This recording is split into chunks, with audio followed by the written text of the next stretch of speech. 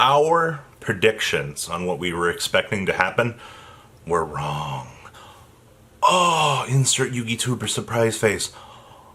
Oh my god, he was wrong. So we're going to talk about some of the things that we expected to happen this year and just how they didn't happen at all. There's a little smudge of an impact on some things, but not really. So let's dig into this, shall we?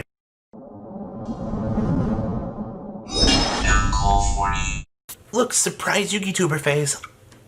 Oh, that's my Higo face. Okay, so, guys, we're going to talk about everything that has been going on with the game, and how a lot of our, well, really, some of mine and a lot of other people's perspectives were wrong. Alright, so we're going to go back to Mr. Adamancipator and Eldritch here. Okay, this is basically the video where Robbie's like, gotta rectify that, gotta rectify that. I was wrong about that too. Okay, so when we first saw Adamancipator come out in the OCG, didn't do anything. It's still not doing anything there. So I was like, okay, cool. So based on OCG results here, this looks pretty bad. Alright, I remember even saying that Eldritch was bad on paper when I first read it. Then my opinion changed on Eldritch when we started to see the skill drain variants coming out of the OCG. I'm like, wow, this is a really good stun deck. So what ended up happening was, we do what we always do. We picked up our usual core set of everything. So we had Eldritch and Adamancipator basically on pre-order. Well, I wanted Eldritch to play stun, and we already had the Adamancipator core, so once, everybody started losing their mind, they're like, oh my god, this is so broken! And like, you started seeing those initial price spikes, and you're like, oh, this deck is going to be good. So, yeah, opinions change as experience builds. I was initially, when you looked at Sylvan Rocks, it's basically all Adamancipator are, they're Sylvan Rocks, like, and your entire experience in Yu-Gi-Oh! Sylvans have been bad. I think there was like maybe 2 days where they were relevant, and then they kind of just dipped off. But outside of that, when you initially looked at the deck, you're like, well, I mean, this is kind of bad. And then we evolved it like 4 times, and we are here. And Eldritch, ever since the initial reviews, yeah, I've been on this. It makes sense.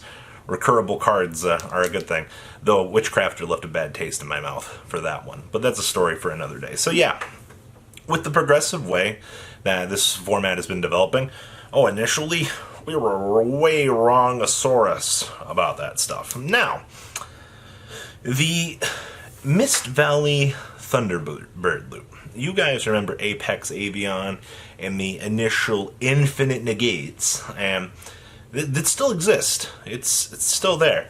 A lot of us were predicting, through the ban list up where Spiral was, yeah, that particular combo looked really good. Now, we were also wrong about it. I thought that this loop was going to have a major impact on the game, through Union Carrier, things like that. Nah, the entire loop is still there. It will come back. I can almost guarantee you at some point it will be relevant again. Somebody has to come up with something for this. I'm not sure how, when, where, why, how.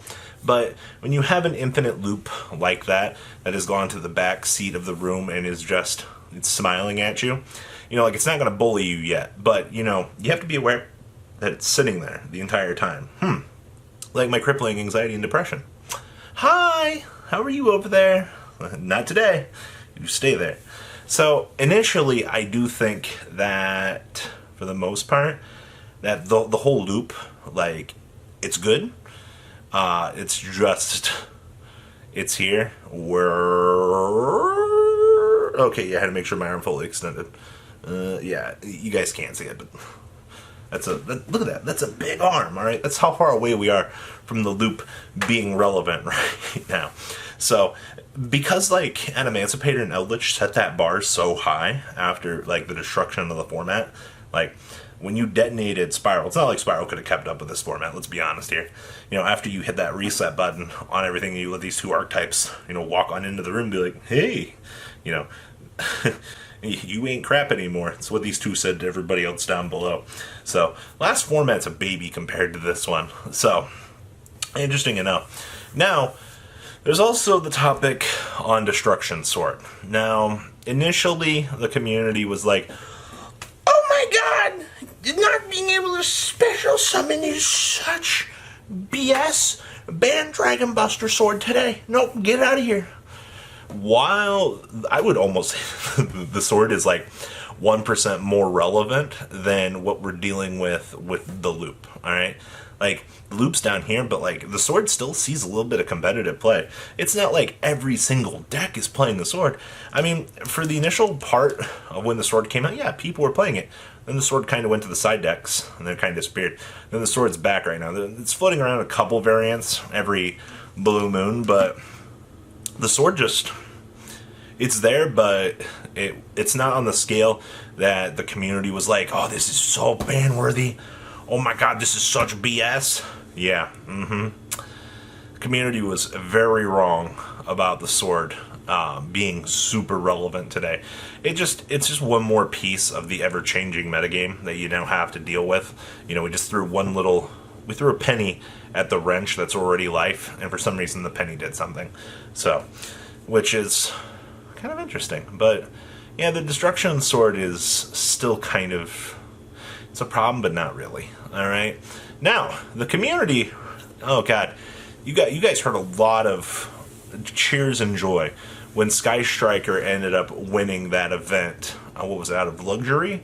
Or was it the PPG? I don't remember. It was one of the two, but you saw Striker come back out of nowhere. Now, before Striker came back here, everybody and their mother was like, and I read this on all my YouTube comment sections, like, come on, Robbie. Even my friends told me this. Let the deck die, Robbie. Come on. The deck isn't good, all right?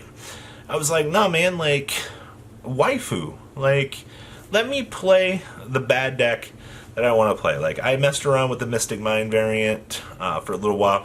Then eventually I put down the deck to go play Eldritch for a little while. All right? It's not like I've given up on the deck. I still have, we even still have Dragon Maids here. Like, Dragon Maids aren't good by any stretch of the imagination. But, we still support out here, all right? We still support the Tier 3 cause, okay?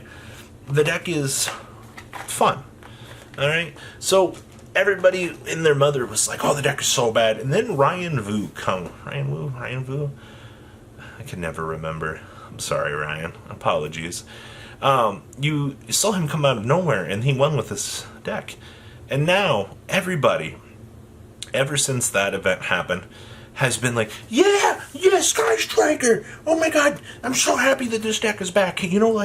I'm so glad that we have an anti-meta contender at the table. After that win for Striker, I've never heard, like, a more well-rounded turnaround of responses from the community. Like, literally, Striker winning and Adamance, it was like the return of the champion that you hated, It was the hero that you needed, but not at that time. All of a sudden, cheers, Striker's back, all right?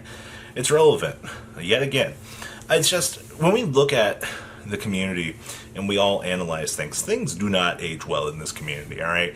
We give our initial responses, we look through really what we expect based on data. I use a lot of OCG information to base a lot of things. There are people out there that will say, yeah, there's similarities and there's differences. That's fine. I base my opinions on a little bit of the data from both. The Verse Cup has definitely helped show that Eldritch and Adamancipator do keep up with Dragma, alright? But Dragma is a very powerful contender, alright? I can almost say, without any doubt in my mind at this point, that Eldritch and Dragma are pretty much head-and-head right now in the tournament. Though Eldritch does have some well-rounded stuff. Oh, also, Eldritch Dragma is a very interesting creature, to say the least. But we'll see how that ages well based on how a September ban list rolls around here. Now, other things that aren't going to age well. You guys can quote me back to this later. Aurora Dawn needs to be banned, or Linkross. Hali Fibrax will probably go to 1. Don't quote me on that one. I see Hali Fibrax just getting taken care of. Probably will not see any events until September for regionals, if we're lucky, if not next year. Outside of that, yeah, that's all I've really got going on here. It's just, remember, when we initially look at things look good. And other times we look at things in the format and we go, how in the dumpster fire heckle did we get to this stage? Because I'm going to be honest with you guys, there are a lot of things that I've said in this game that have been massively wrong. But more times than not, especially with the market and things, I'm usually ahead of the curve on a lot of things. Look at the level 5 Rose Synchro. Oh, we were ahead of that, and that was free frickin' real estate. Guys, please leave a comment down below. Tell me what you guys think. Tell me some of the other things that the community's been wrong on. I'd like to hear your guys' opinions. And well, guys, I'm out. Peace. Thank you, patrons, for making the ride never truly end. Without you guys' support, well, I would probably be doing Truffle Shuffle videos for a living. Guys, please check out VanCool40 for all of your Cardfight Vanguard content brought to you by MCool40. And if you are looking to pick up singles, check out mcoolgames.com for your trading card game needs. Thanks for watching, everybody.